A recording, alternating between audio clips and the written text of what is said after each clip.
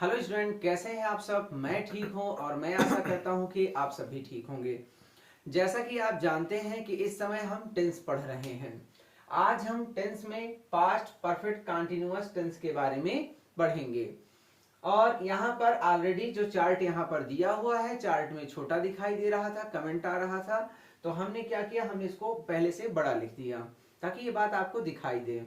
और ये ऐसा चार्ट आपको अपने घर पर पहले बना लेना है, फिर इस वीडियो को देखना है और फिर समझना है, बहुत अच्छे से समझ में आएगा। जैसे यहाँ लिखा है इंट्रो, क्या लिखा है, इंट्रो। तो इंट्रो में आप बोलेंगे जिन वाक्यों के अंत में, क्या, जिन वाक्यों के अंत में, जिन वाक्यों के अंत में रहा था, रही थी, रहे थे तथा समय भी दिया रहता है, इसमें आपको इसको प्लस नहीं बोलना है, तथा समय भी दिया रहता है, उन्हें पास्ट परफेक्ट कंटीन्यूअस टेंस कहते हैं। फिर से हम बोल रहे हैं, जिन वाक्यों के अंत में रहा था, रही थी, रहे थे तथा समय भी दिया रहता है, उन्हें पास्ट परफेक्ट कंटीन्यूअस टेंस कहते हैं। रूल, सिंगुलर और प्लूरल, सिंगुलर और प्लूरल दोनों के साथ हैड बीन का प्रयोग करते हैं, वर्ब में आईएनजी लगाते हैं, वर्ब में आईएनजी लगाते हैं, और निश्चित समय के साथ सिंस और अनिश्चित समय के साथ फॉर का प्रयोग करते हैं। अब कुछ बच्चों को हो सकता है निश्चित समय और अनिश्चित समय ना समझ में आ रहा हो, तो ये बात हम अपने प्रीवियस वीडियो जो हमारा प्रेजेंट परफेक्ट कंटीन्यूअस का था, हम उसमें बहुत अच्छे से बता चुके हैं और उसका लिंक भी इसके नीचे डिस्क्रिप्शन में दिया रहेगा, तो आप इसे देख लीजिएगा अगर नहीं समझ में आएगा तो। अब हम एक एग्जाम्पल के माध्यम से समझेंगे। जैसे एग्जाम्पल दिया हुआ है, वह 2 घंटे से खाना पका रही थी।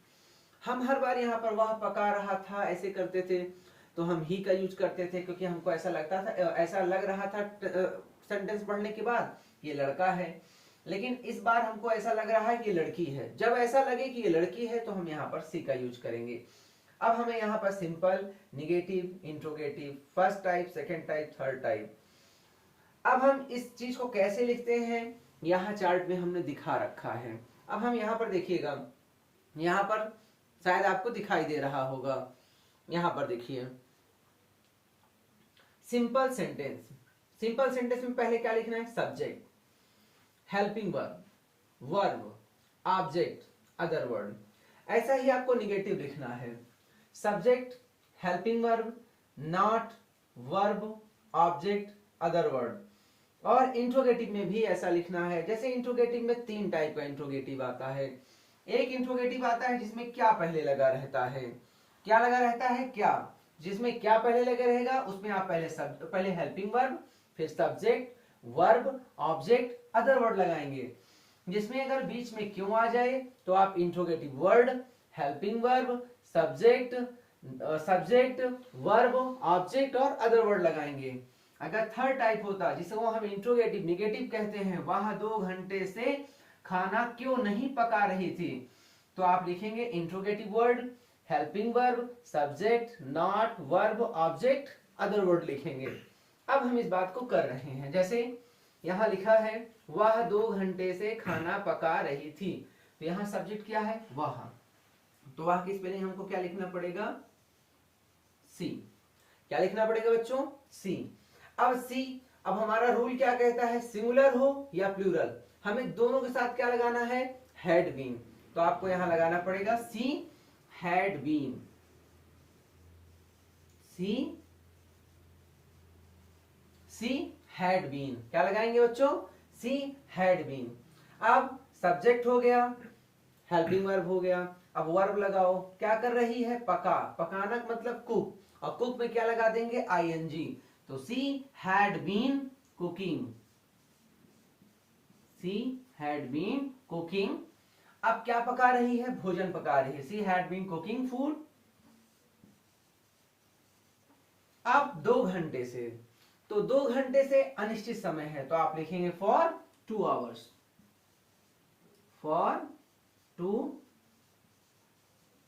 अब यहां पर 2 है इसलिए आवर्स लिखेंगे, अगर 1 होता तो आवर ही लिखते।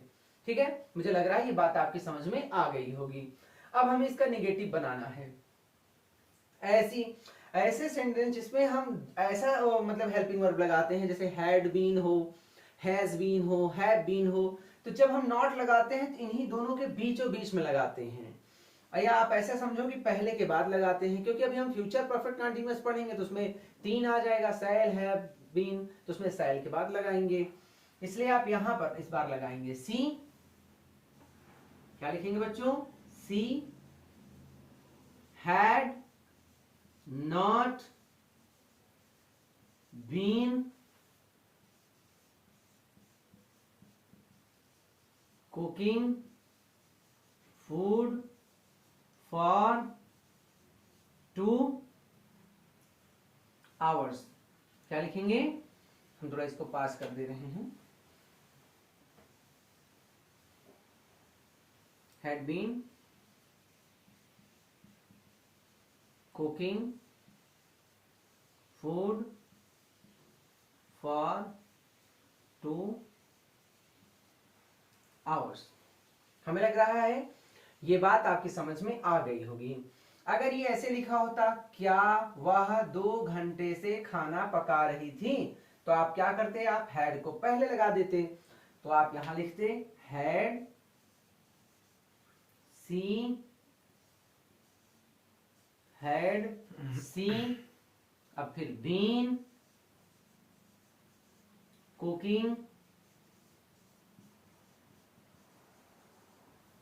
Food for